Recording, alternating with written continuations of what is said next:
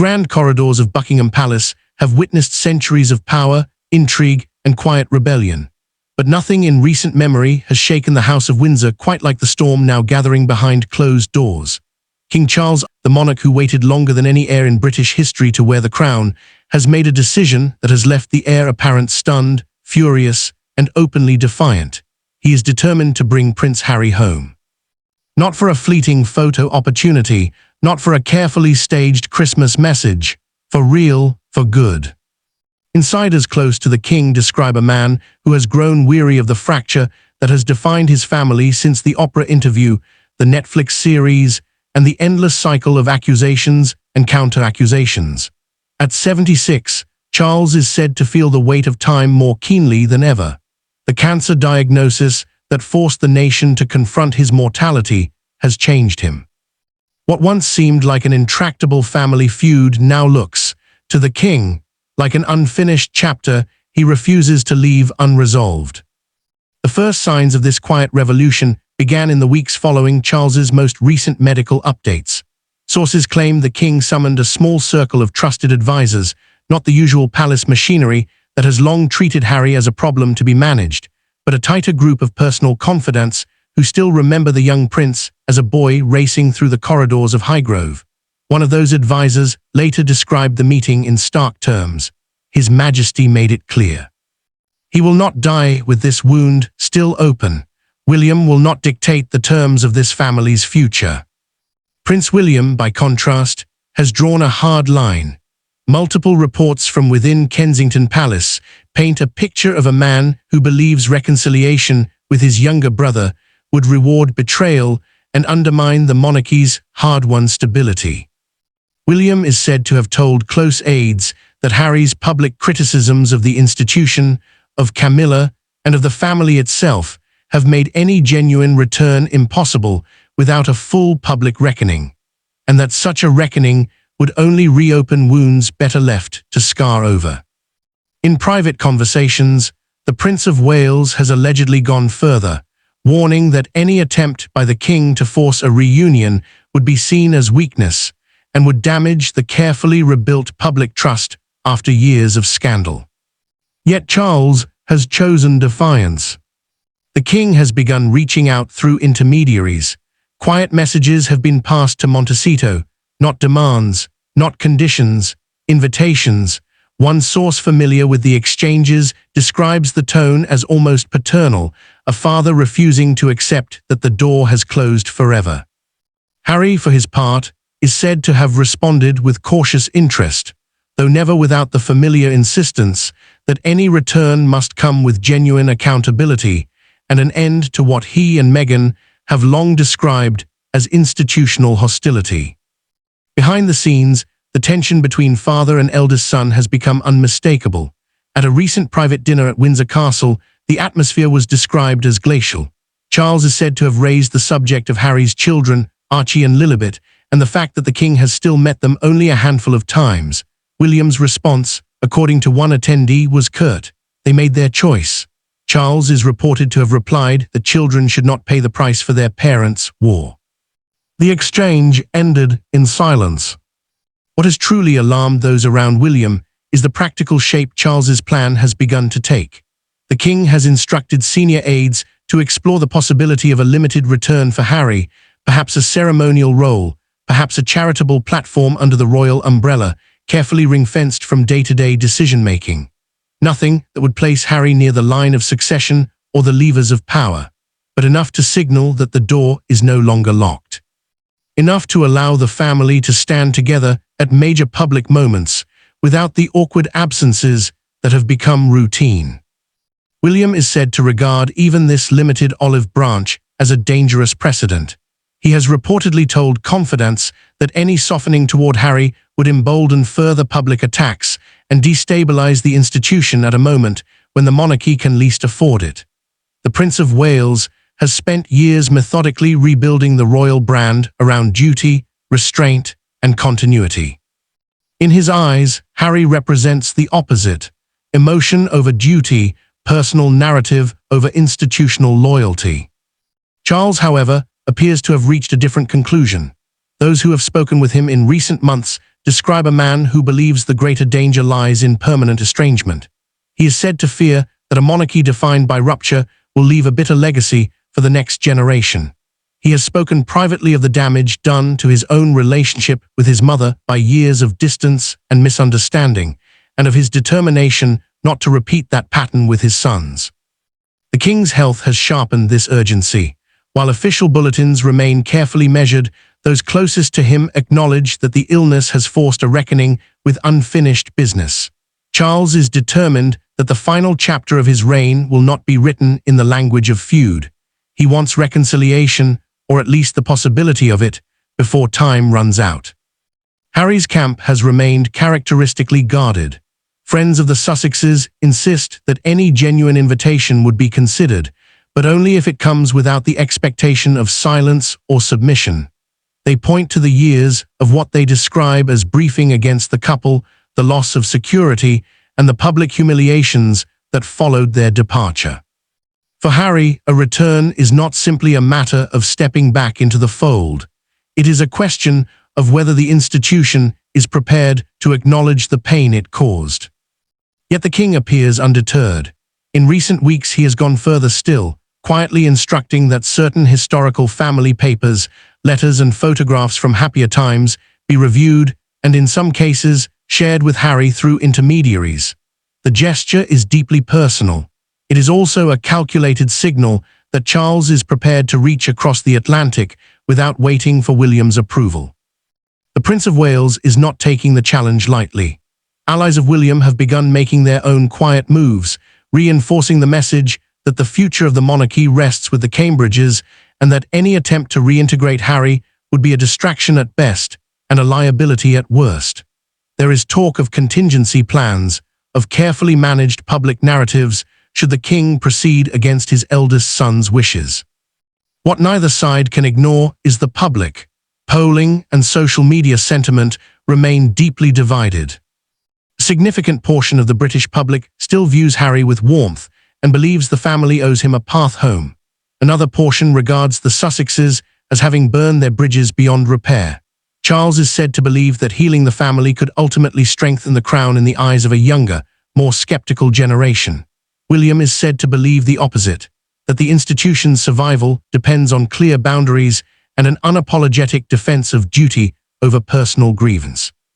As the summer of 2026 unfolds, the palace is holding its breath. The king has not yet made a public statement. He does not need to. The private signals are already loud enough. Charles is prepared to defy his heir. He is prepared to risk the carefully constructed order of the modern monarchy for the chance to bring his younger son home. Whether Harry will walk through the door Charles is opening remains uncertain. Whether William will ever forgive the attempt is even less clear. But one thing is no longer in doubt. The king has chosen his course. The fracture that has defined the House of Windsor for nearly a decade is about to be tested as never before. And the man wearing the crown has decided that peace with Harry is worth the fight with William. The story is only beginning. The king's resolve has only hardened in the weeks since those first quiet overtures. What began as private conversations among a handful of trusted aides has now taken on the shape of a deliberate strategy. Charles is no longer content to leave the question of Harry's place in the family to chance or to the slow erosion of time. He wants a concrete path, and he is prepared to walk it even if it means open conflict with the Prince of Wales. According to sources familiar with the discussions, the king has authorized the preparation of a formal framework for limited reintegration. It would not restore Harry to any working royal status that carries official duties or public funding. Instead, it would create a carefully bounded space, occasional attendance at major family and national events, a private channel of communication with the king that does not run through Kensington Palace, and the possibility of joint charitable appearances focused on causes both men have long supported: mental health, veterans, and environmental conservation. The proposal is deliberately modest. Its real power lies in the signal it would send, that the door is open and that the head of the family has chosen to open it. William's reaction, when the outline was presented to him, was immediate and uncompromising. Those present describe a conversation that quickly moved from measured disagreement to something colder. The Prince of Wales is said to have argued that any public softening toward Harry would be interpreted as an admission that the institution had been wrong, and that such an admission would embolden further criticism. He reportedly warned that the monarchy cannot afford to look divided at a time when public trust remains fragile and when the next generation of the family is still finding its footing. Charles listened, then delivered a reply that has since circulated among a small circle of palace insiders. "I will not allow my final years to be defined by the silence between my sons." The personal dimension of the conflict has become impossible to ignore. Charles is said to have spoken more than once of the grandchildren he barely knows. Archie and Lilibet remain distant figures in the royal story, their lives unfolding an ocean away. The king has expressed regret that the children have grown up without the ordinary markers of belonging that once defined royal childhoods, Christmases at Sandringham, summers at Balmoral, the quiet continuity of family tradition. William's position, by contrast, has remained firm. The Sussexes chose distance, and the consequences of that choice cannot simply be set aside for the sake of sentiment. Yet sentiment is precisely what appears to be driving the king. Those who have spent time with him in recent months describe a man increasingly focused on legacy. The cancer diagnosis, the reduced public schedule, the quiet acknowledgement that the years ahead are finite, all of it has concentrated his mind. Charles is determined that the historical record will not show a monarch who allowed his family to shatter permanently under his watch. He has spoken privately of the long estrangement that once existed between himself and his own mother, and of the regret that accompanied their eventual reconciliation. He does not want the same regret to define his relationship with Harry. Harry's response to the evolving situation has been characteristically layered. Friends of the Sussexes report that the prince remains deeply wary. Years of public conflict, security disputes, and what the couple have described as orchestrated briefings against them have left scars that do not heal quickly.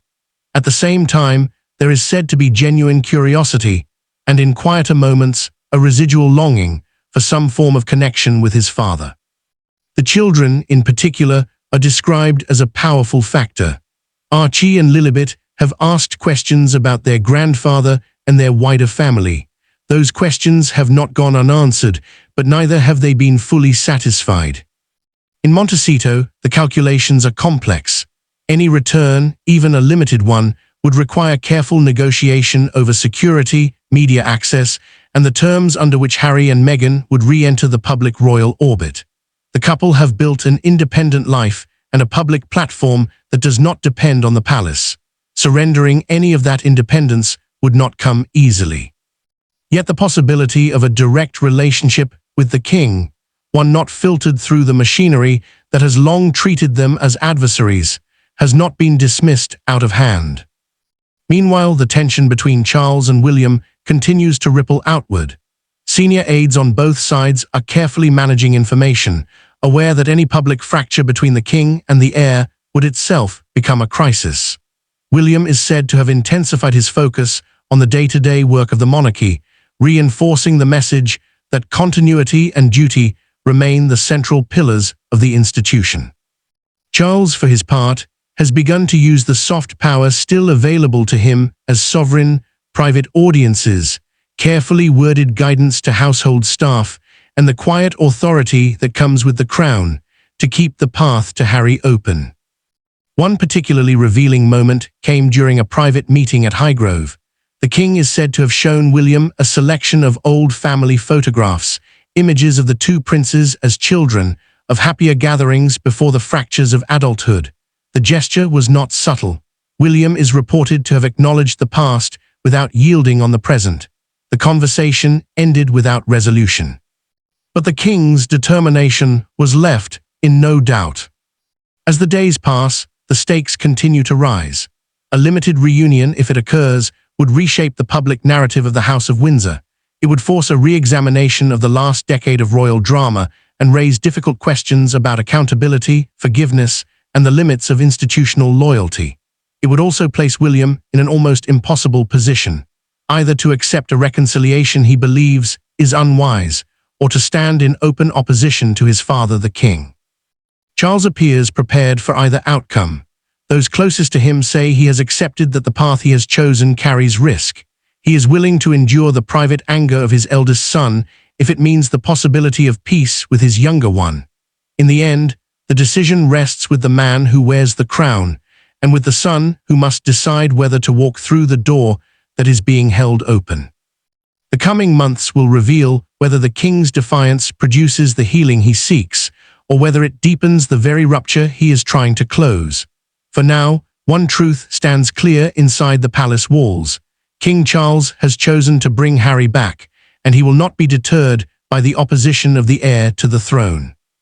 The House of Windsor is once again at a crossroads. The choices made in these quiet rooms will echo far beyond them, through the generations that follow and into the history that will one day be written about this reign. The story is far from over, but the king has made his move.